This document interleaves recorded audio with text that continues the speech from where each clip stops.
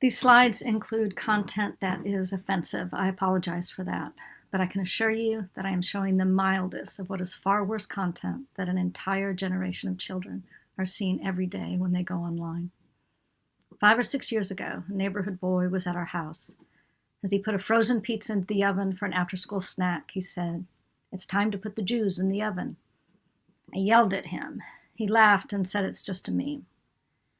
We began to formally research online youth culture rooted in our predominantly white Christian community. The more we looked, the worse it was. Every stone we picked up had something ugly underneath. And it wasn't, contrary to media perceptions and parents' wishful thinking, just a few troubled kids or isolated on a mythical dark web or screened by parental controls.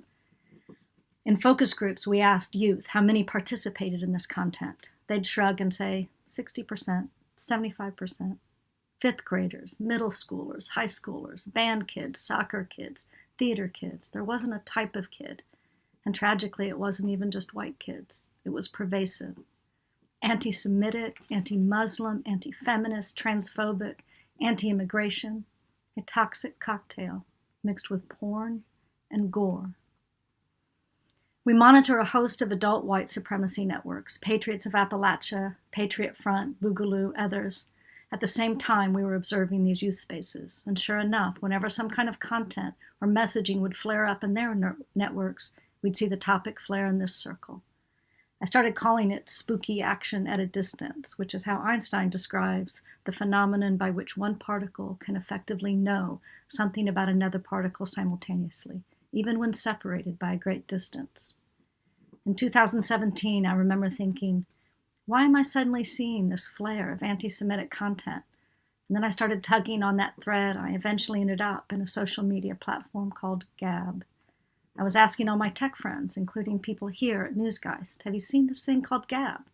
No one seemed to have heard of it. I made a note to keep an eye on it. Then the synagogue shooting happened, and I immediately thought, is there a correlation with what we've been seeing? And of course there was.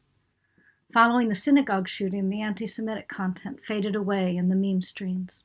And then suddenly there started to be a concentration of anti-Muslim and Crusader-themed memes instead. And I thought, please, do not let this be like what happened before the synagogue shooting.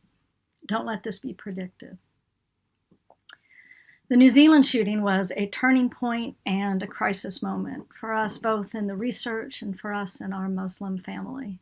We were already deep into the research and starting to work on this documentary, but all of this on that day, it was too much. The day of the Christchurch shooting, one of my sons started crying, and then he told me a kid was showing the video of the horrific shooting to other kids on his phone off of Pornhub. The boy had followed a disguised link dropped into the Instagram feeds of middle schoolers, and it was as if every meme and ironic subculture we'd been documenting was all here in one obscene act. In our family, in our Muslim family, in our human family, it was a breaking point. It's not a joke. It's not a joke. It's not a joke. I think I was actually screaming. It was visceral. It was like everything we'd been saying for months, for years, to anyone who would listen. And we just knew it was coming, and we couldn't stop it. The next day, our Saturday morning ritual is our whole family comes together and we have coffee and breakfast together. That morning, the day after, we just kind of looked at each other like, well, this is it. It's happening. What do we do now? No tears, no screaming. We were all calm, quiet, sad, resolute. We started a list. It was, okay, number 1, we need to make sure we have more security at the mosque. And we talked about what that would entail. And then number 2, we need to have active shooter training. And we talked about that. We talked about preparing members of the community, about recruiting friends to patrol on Fridays, and so on.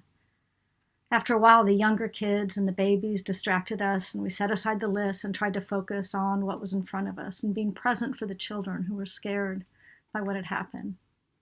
It's hard to in one breath plan for active shooters and then in the next reassure ourselves that everything will be fine, that everyone is safe.